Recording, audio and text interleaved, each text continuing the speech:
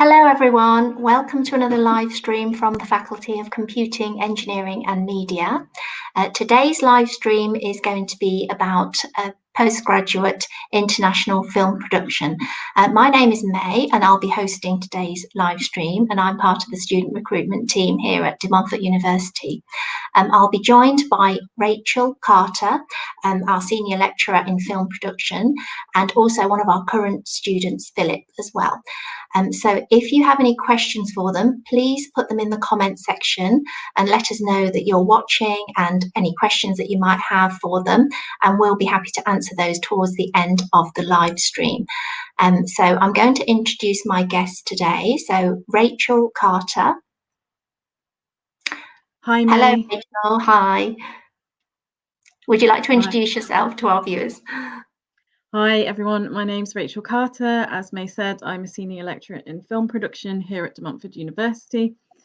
I say here, I'm obviously at my house, and I'm also a programme leader for the MA in International Film Production. Great, thank you, Rachel. And over to Philip, our current student. Hi, Hello. Philip. Thank you. My name's Philip. I've been studying film now for about almost 4 years. I was 3 years doing the undergraduate course at DMU, and then I've been doing the MA with Rachel for the last few months, since October last year. Great, fantastic, thank you. So we're going to start with Rachel telling us a bit about the course and all the modules, and also some of her teaching and research experience as well. So over to you when you're ready, Rachel. Thanks, May.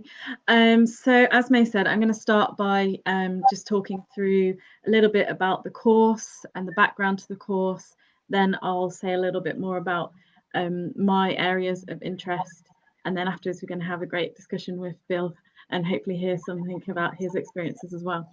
So the MA International Film Production is part of the Leicester Media School, and the Leicester Media School, we're very lucky in the Leicester Media School because we house several very well-established research groups, including CATHI, the Cinema and Television History Institute, and through those archives we have, through those research groups, we have some access to some really unique archives, such as the Hammer Horror Archive, which houses a huge amount of documents from the Hammer Horror production company, including unmade scripts, which is quite exciting. So we have a lot of research resources at our fingertips. It's a programme that has been informed by industry in its design, and it's actually already evolved quite a lot since it started. It's a course that's only 3 years old, but we've developed it quite a lot in that time to respond to industry and to respond to the student experience. It's largely practical in nature. We believe that the best way to learn about film production, alongside the great research that you can do, is to actually have a go and do it. And I really believe that this is the time when you can actually afford to take risks and experiment. And if you're not going to do that now, then when? So that's the kind of the philosophy that we take to the actual practice of filmmaking throughout the course. The course is structured to cater to people with a broad interest in film production. So applicants may have some experience of filmmaking before, and indeed, you know, some of our applicants, some of our students have already done quite impressive things in terms of their film portfolio. And then others might come from other related disciplines. So you don't necessarily have to have made films before. We make sure that the course is tailored to all levels of experience in that respect. Applicants to our course might also have a range of different interests in terms of film industry roles. So whether that's writing, directing, producing, production management, that side of things, or whether it's hands-on with kit in terms of cinematography or sound recording, or something like production design. We try to cover all of those different aspects of filmmaking. On this course, the lecturers very much come from an industry perspective. We're all filmmakers ourselves. And we're also very much tailoring a lot of the course content to emerging filmmakers. So people who are trying to get their first and their early projects off the ground. And we also tailor it to a mixture of learning about high budget film production and independent film production as well. Like I said before, it's a largely practical course.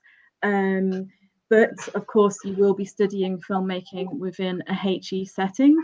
So the programme is imbued with an element of academic criticality. There's not too much essay writing though, I promise you that.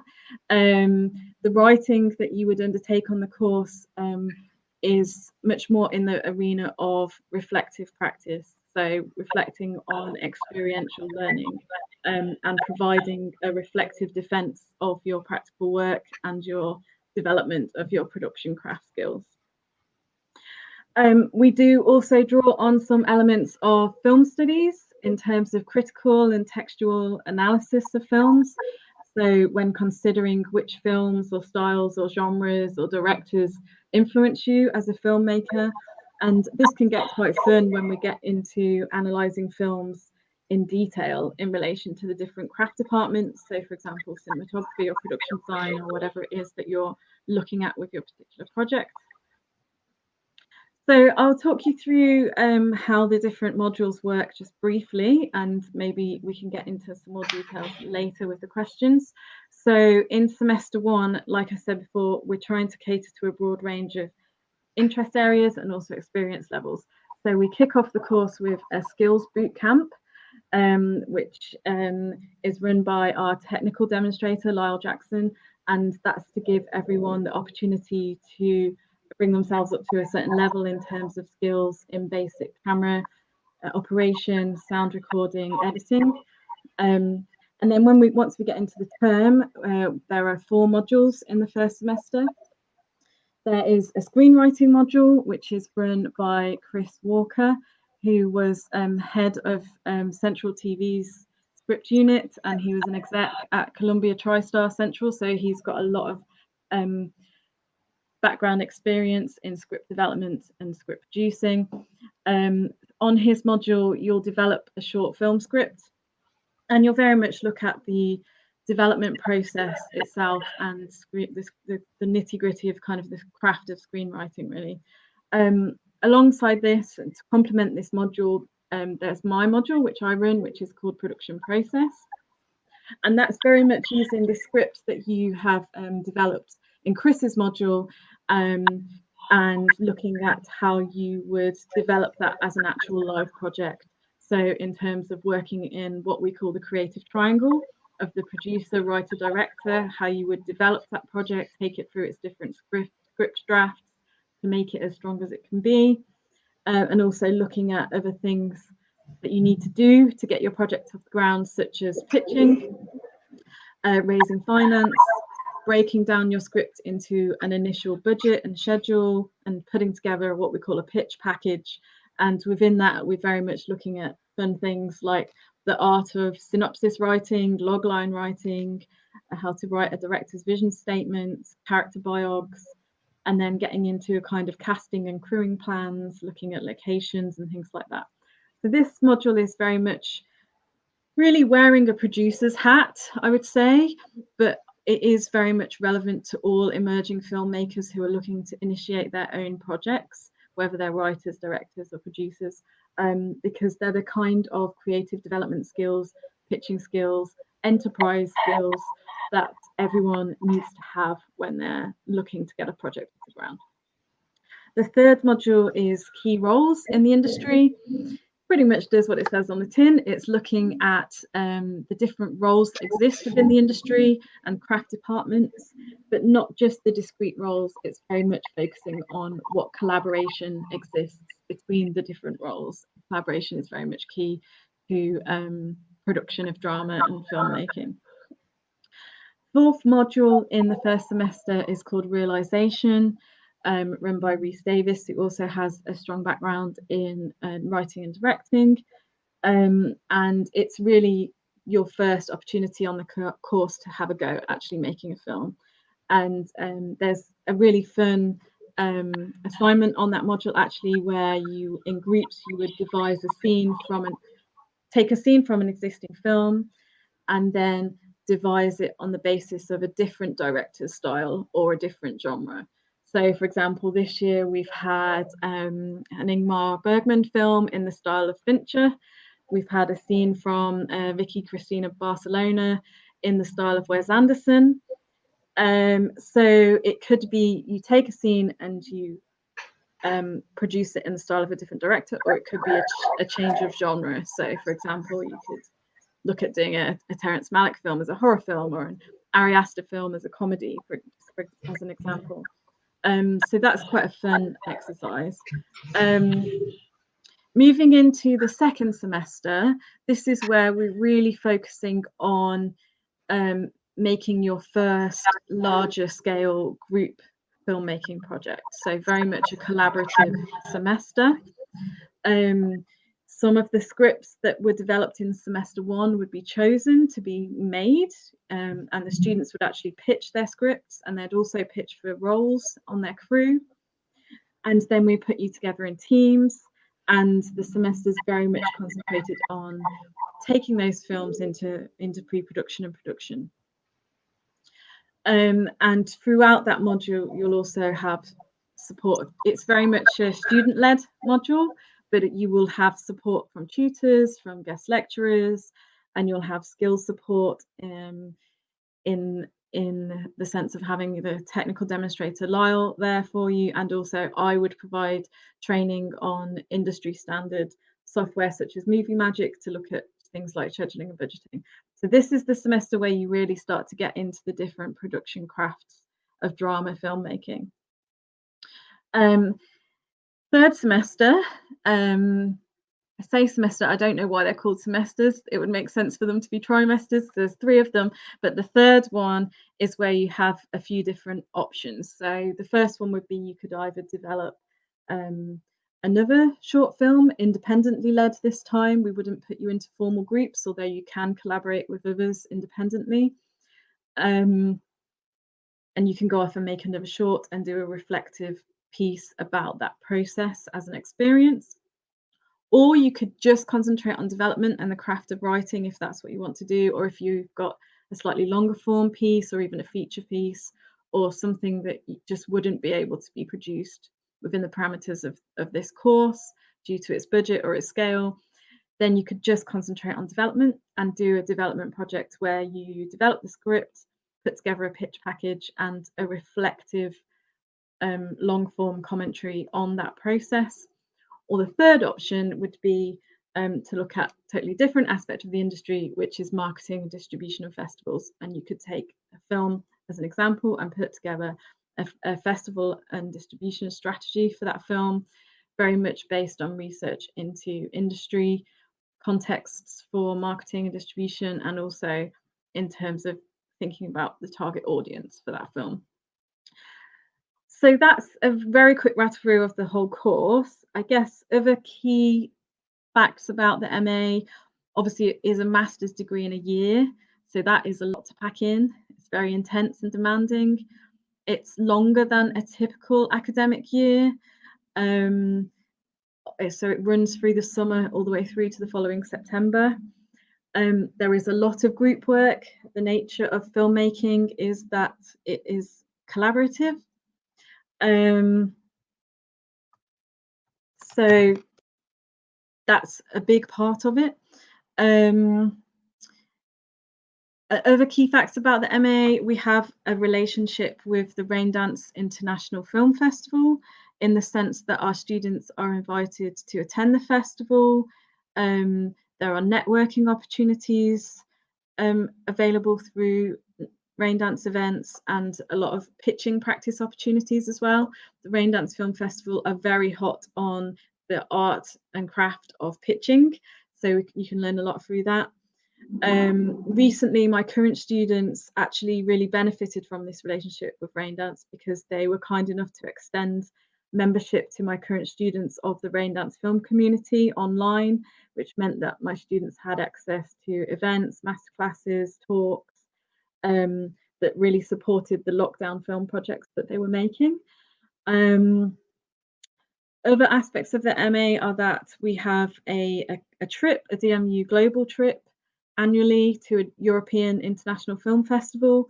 We think it's important for our students to have the opportunity to look at how film markets and film festivals work in terms of the European film industry and the film market. And we also have some really great guest lecturers. So we very much have a lot of links to industry in terms of how our course works. I can see that May and Amal have just brought up some slides. So that's just a little taster of some production stills from different films that have been shot by my students. And we'll get into some examples of that later with Phil. So moving on from the course to me talking just a little bit about my background and my research interests and just aspects of film practice that I'm particularly passionate about, just to give you a flavour.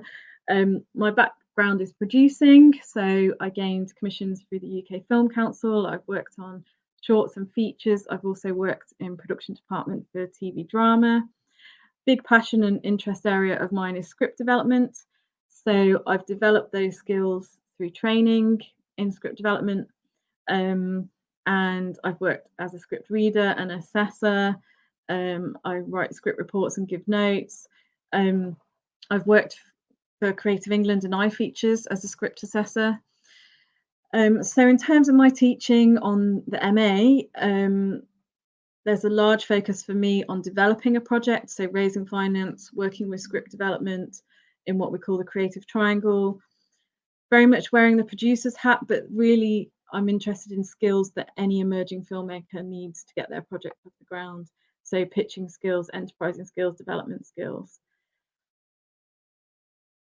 In terms of my research areas, they kind of fall into two camps really. One is more in the realm of cinema history and archival research, which would be traditionally the domain of film studies.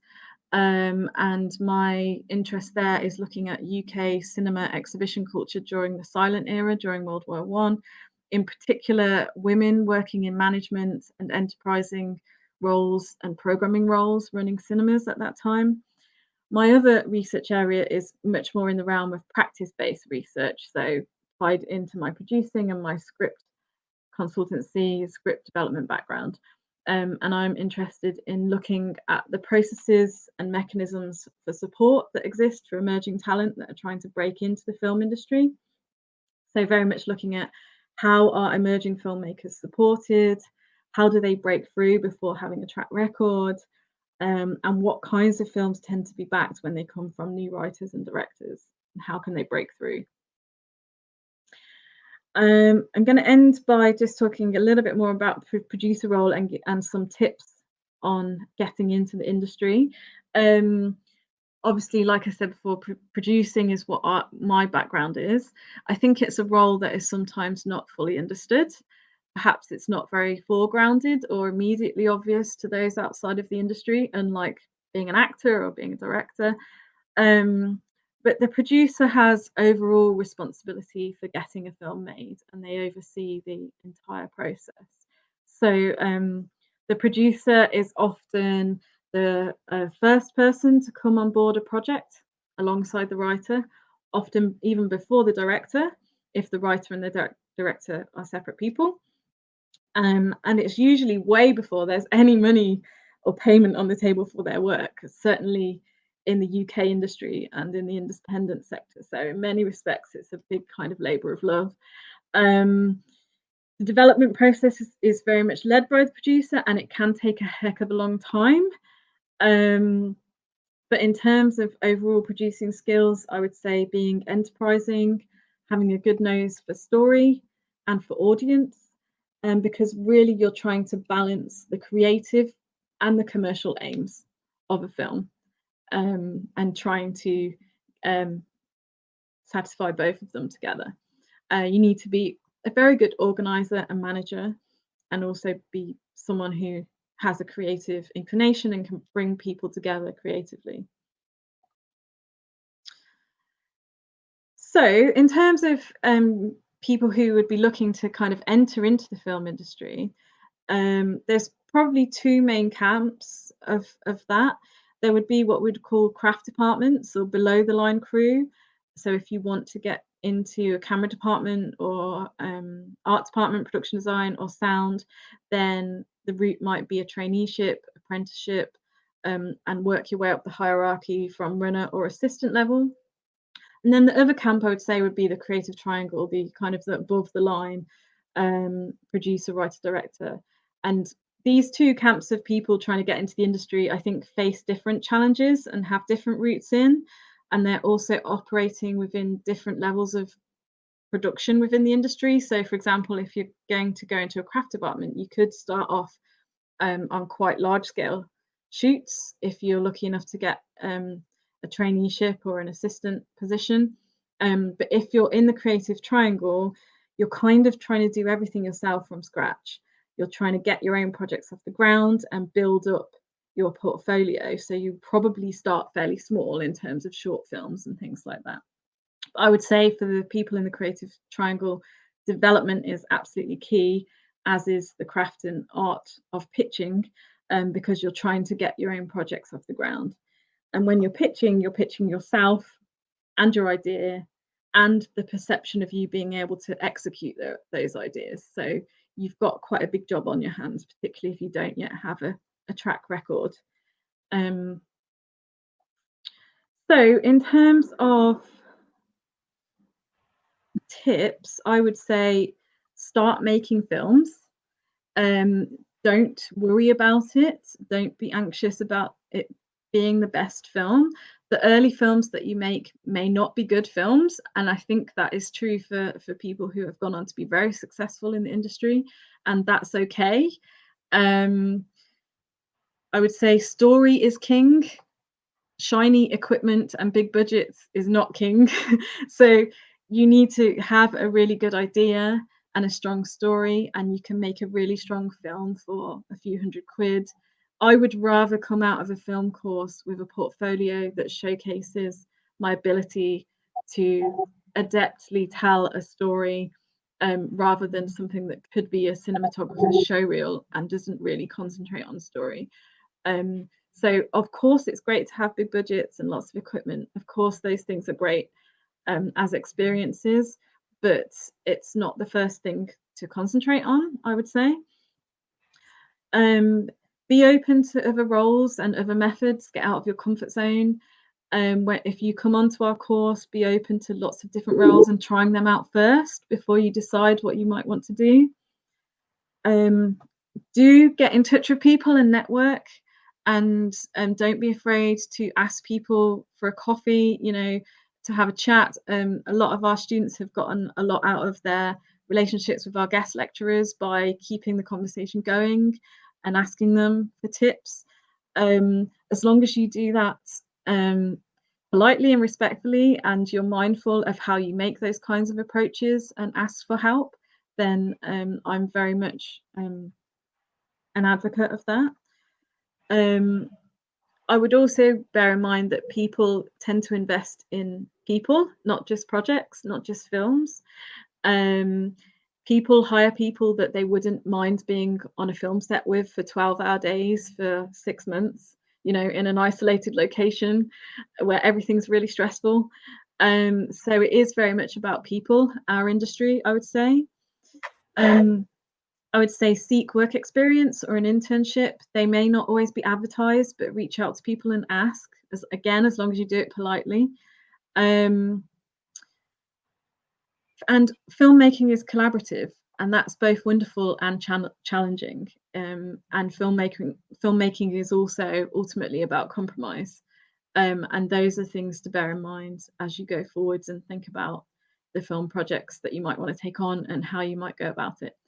And I'm going to stop talking now because I've been talking for a very long time, and I'm going to pass back over to May.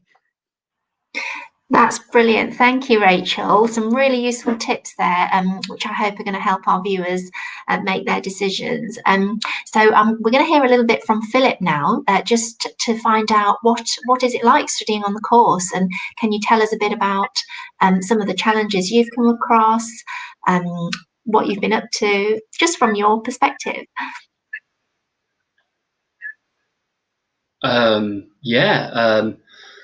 Really, I can't speak highly enough about the course, really. It's given me an opportunity to meet some very like-minded people who are all in the same boat as me, as we want to sort of learn and pursue our love of film. And the opportunities you get are not something you're going to get from other courses. It wasn't until recently that we found out that this course at DMU is only one of perhaps another one in the country that allows you the opportunity to make a short film. And like some of the things that Rachel was saying there, some of the assessments you get as we're filming a scene from perhaps one of your favorite films in the style of another director, it really does sort of make you think. And then, yeah, the great thing about it is you then think, oh, I'll go back home and I'll not only watch the film of the scene that I've chosen, but then I'll go and watch the films of me other favorite directors and then pick it out. So not only is it a excuse to watch your favorite films, but also then go and explore other films as well, and hopefully pick stuff up from that. The opportunities are great from it, and we've met some brilliant people from the industry. We've had quite a few people come in and talk about their experience within the industry. We've had a couple of cinematographers come in and do workshops with us. That was very, very helpful. And even afterwards, I think, everybody said goodbye, but then half the class hung around afterwards to speak to these two people and say, how do I get to be where you be and work on film sets? One of the guys we had in was telling us that he managed to sort of hustle his way onto the set of Solo, the Star Wars spin-off film. We were like, wow, okay, how do we do that? And then we had a few producers in, and a lady who worked for Channel 4 as well. So yeah, it's an incredible course, and it really is a bit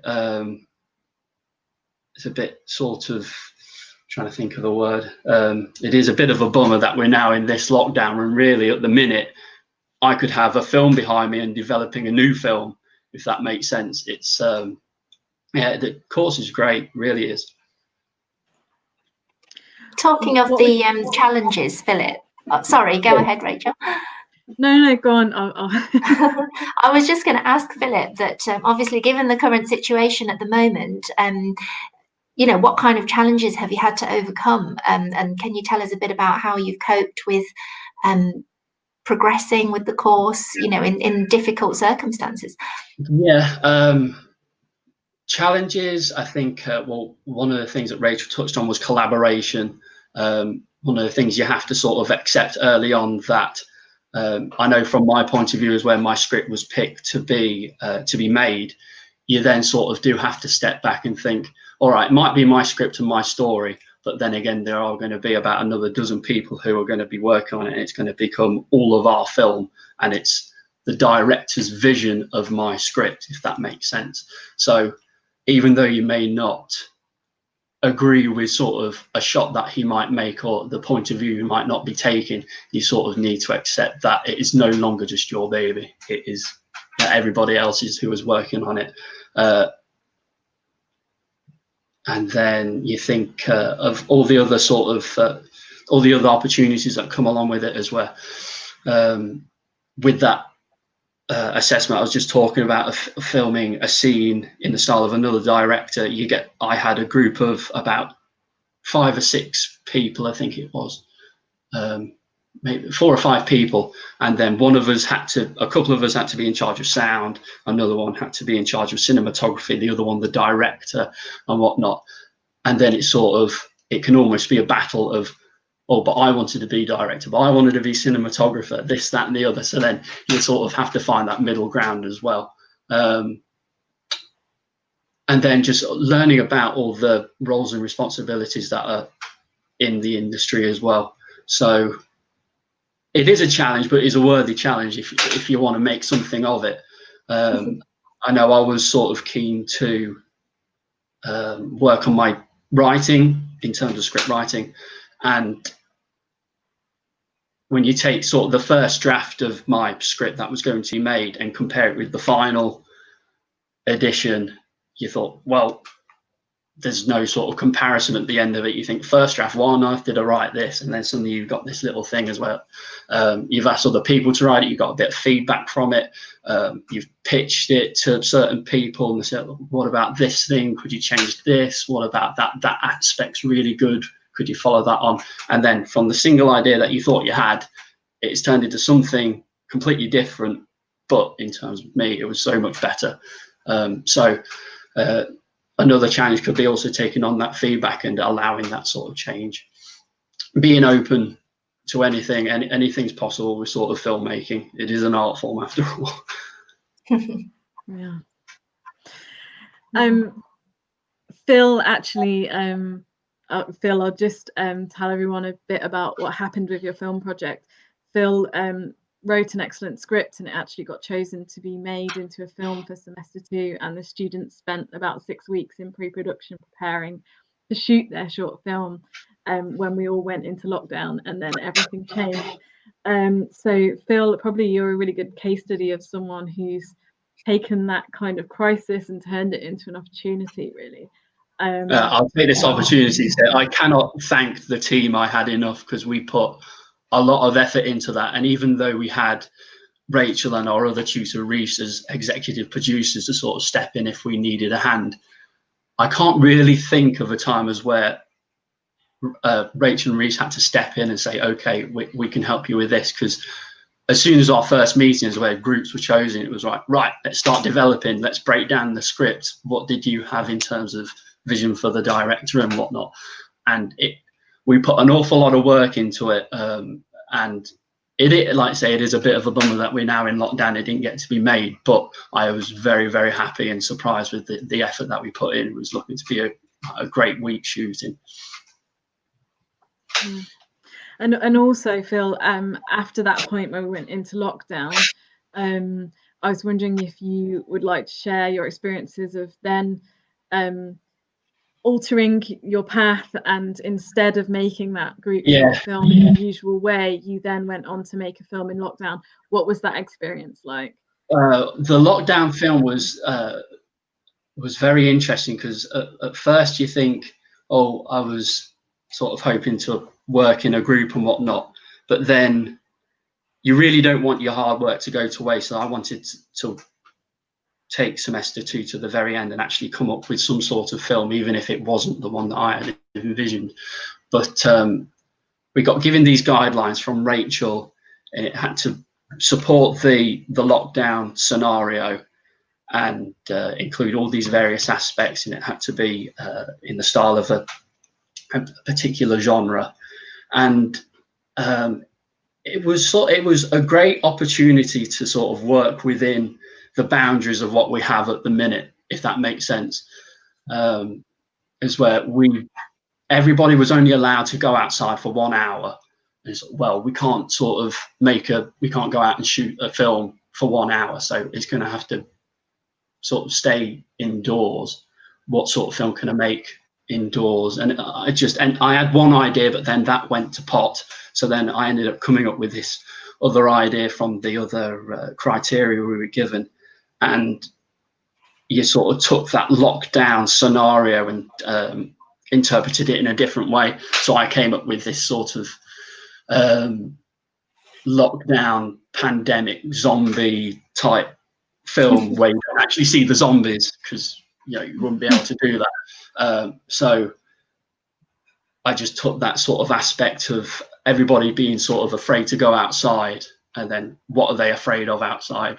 In this case, it was a virus. Let's build upon that, if that makes sense. Just sort of work on that fear. And again, I have to say thank you to Rachel, because she's gone on to make connections with the Rain Dance Film Festival as well. So then I'm going to submit my lockdown film, Stay Inside, to Rain Dance, and hopefully get that shown to God knows how many people. So there is that other opportunity there as well. We had the head of Rain Dance do like a little video welcoming us all, and yeah, I wouldn't have thought of having this sort of opportunity, you know. Yeah, we actually worked with Rain Dance to develop that lockdown film brief, and they are planning to have a special lockdown films strand to their festival this year in October, which will likely be an online festival. But yeah, so they're going to have a lockdown strand specifically dedicated to students who have made films in lockdown. So hopefully some of my students will be able to benefit from that and submit their films to that strand as well. And I think, you know, Phil, what you've done with your lockdown film is an example of how, you know, some filmmakers have embraced the current restrictions and parameters and turned it into something fun and positive. And we're seeing lots of examples now, even on Netflix. I think you can see a program. I was going to mention that there's that pandemic lockdown short film thing that I have been watching, and some of them have been very good. Someone made a film with Lego. I would have never thought of that. It's very good. The Pope talking to the Queen. Yeah. Right. Yeah. Oh, absolutely. That's amazing to hear, Philip and Rachel. Just the fact that what we're doing on the course is actually very, very reflective of what's happening in industry. And, you know, I think you're learning skills there that is very possibly transferable for the future, isn't it, in terms of how filmmaking's heading and how it's going to go and things like that. So we've got some questions as well coming in, so I'm just going to see if we can answer some of those, if that's okay. So one of the first questions that came through, going back to your talk, Rachel, one of the first ones was, how long does the stills boot camp that you mentioned last? Traditionally, it would last a week, and it would be during induction week. That's what we've done in previous years. Obviously, in previous years, it's been physical face-to-face workshops on campus. This year, we're looking at how that boot camp may be able to be done online in terms of tutorials and workshops and demos that we can do with you online. So it will be a slightly different experience, but it should still be that kind of first week in induction week. It's usually a block of 2 or 3 days within induction week. Okay, I hope that answers that question for you there. And then the next one we had was from Lucy, asking you, Rachel, how do you apply your industry knowledge in your teaching? Yeah, well, for me, they're very much tied together. My background is in film producing, and I feel like really I'm kind of drawing on that all of the time in my lecturing, because this is very much a practical course in essence, as opposed to being an academic course such as film studies, where you would kind of analyze films critically and theoretically. It is really about the industry and filmmaking, and we do encourage our students to really be engaged with industry debates all the time. In terms of my own knowledge and background, the craft of producing very much underpins that first module in the first semester of production process. So looking at how you develop and get a project off the ground, and I use lots of examples of my own projects in the past that I've worked on, and I'll also bring in people within my own network, people that I've worked with before, people that I know in the industry and that I have a relationship with, so therefore they're willing to kind of come in and talk about those experiences. And that's something that Phil actually experienced in terms of our first AD, Ellie Gabrielazzo, who came and did a talk with us, which I think you really enjoyed, didn't you, Phil? She was the one who did. Right? Yeah. Yeah, I enjoy that. Yeah. And how have you found that, Philip?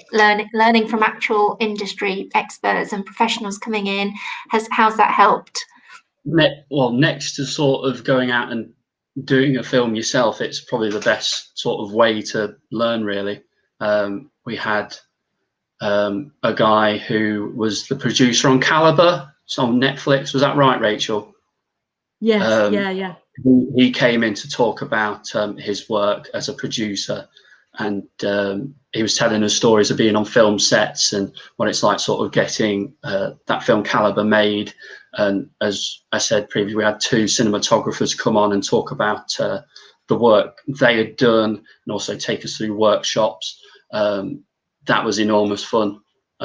We ended up, I think there was one workshop we did where a group of 5 people went away to sort of do like a quick 30-second scene, and they ended up coming back and they had lit a particular scene and scheduled out, worked out camera movements and done the dialogue from the Matrix Revelations. So you just sort of sat back and thought, oh, this is quite entertaining, because you just sort of reshot a blockbuster film scene. So yeah, that was very entertaining. Yeah, it's great. Brilliant. Fantastic, thank you. We've got a technical question here about what software do we get access to for editing? So in terms of editing, all of our students have full access to the entire Adobe Creative Cloud suite. For the upcoming year, obviously, there are question marks about access to campus. And so we're currently working on a virtualization process so that students can have access to software even when they're not on campus. Creative Cloud is cloud-based anyway, so they'll have access to that wherever they are.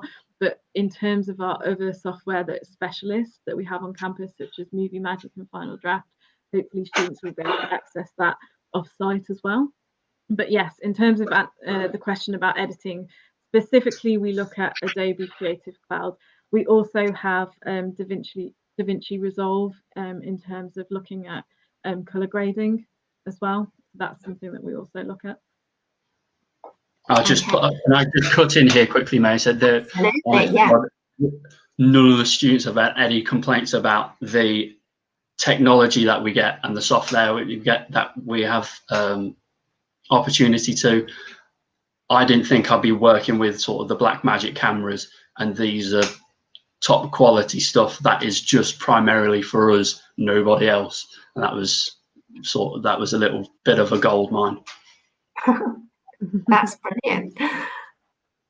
Okay, and then we've got another question about what are some of the stories of the graduates of this course? Where do they work now? So what can students expect typically? Yeah, well, we've only been going for 3 years, so we don't have a massive backlog of alumni as yet, but we have got, a few years. So in terms of what people have gone on to do already, we have a graduate who's gone on to work at Channel 4. We have another who, interestingly, originally on the course, she wanted to be a director. And she didn't get that role after pitching for it, and she ended up doing production design. But funnily enough, that opened her mind to the world of production design, something that she hadn't experienced before, and she really took to it. She loved it.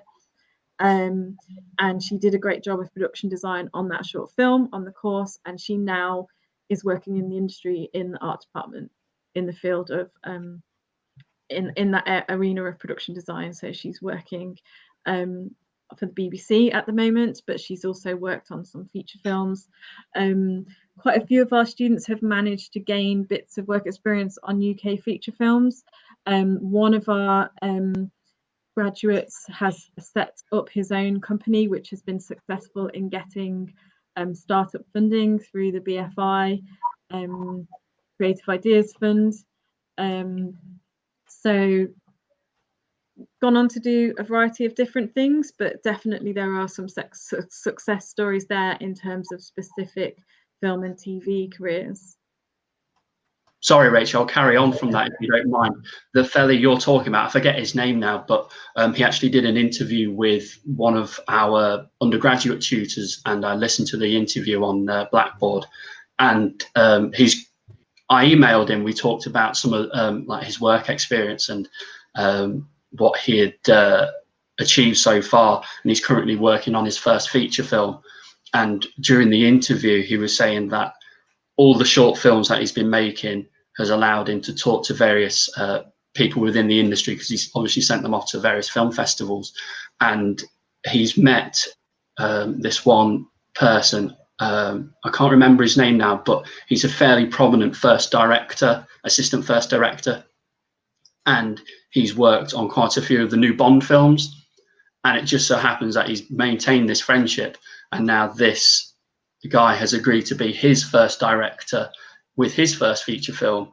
So already he's sort of working with, you think, Hollywood sort of executives. You know, if he's associated with Bond films, he's going to be pretty up there. So with the knowledge and experience he sort of gained from this course and built up his own sort of production company, and then he's worked his ass off to make various short films and get them out there.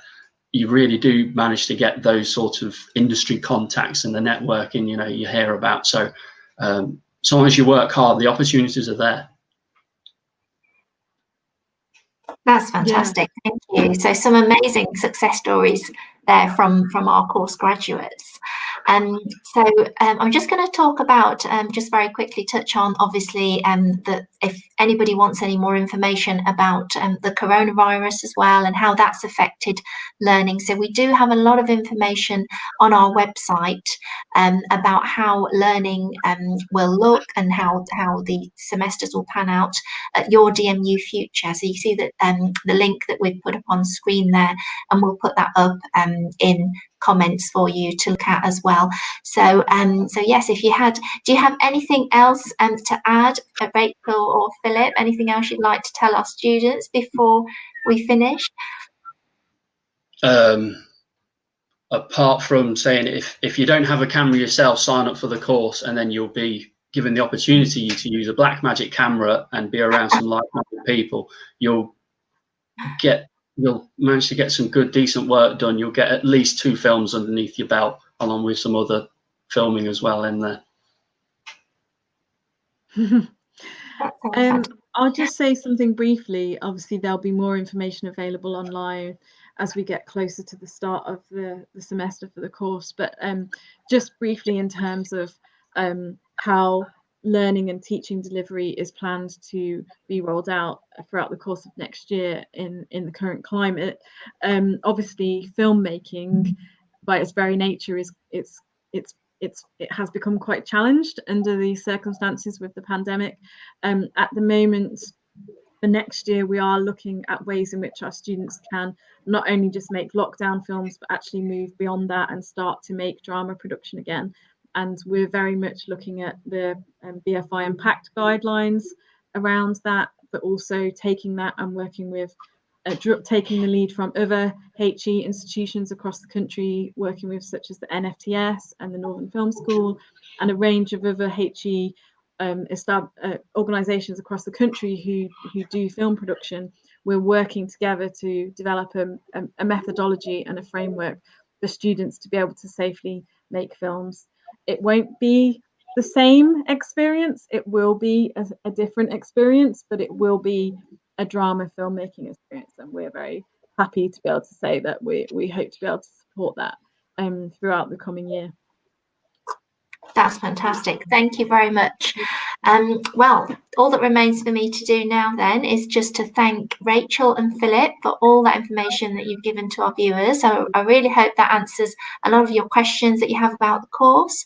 If you do have anything else you wanted to ask us, do send us an email. So we have a faculty email address as well, which is chemadvicecentre@dmu.ac.uk. So we'll put that up in the comments for you as well. If you think of anything afterwards and you think, oh, I wish I'd asked that question, then do email us and we can always ask Rachel or Philip or any of the other academics to help with answering those for you. So thank you very much, Rachel and Philip. hope you have a good rest of the day. The sun's out now, so yeah, we'll go and enjoy some sunshine. Thank you very much for watching, everyone, and take care. And we hope to see you at DMU soon. Bye. Thank you. Thank you. Bye.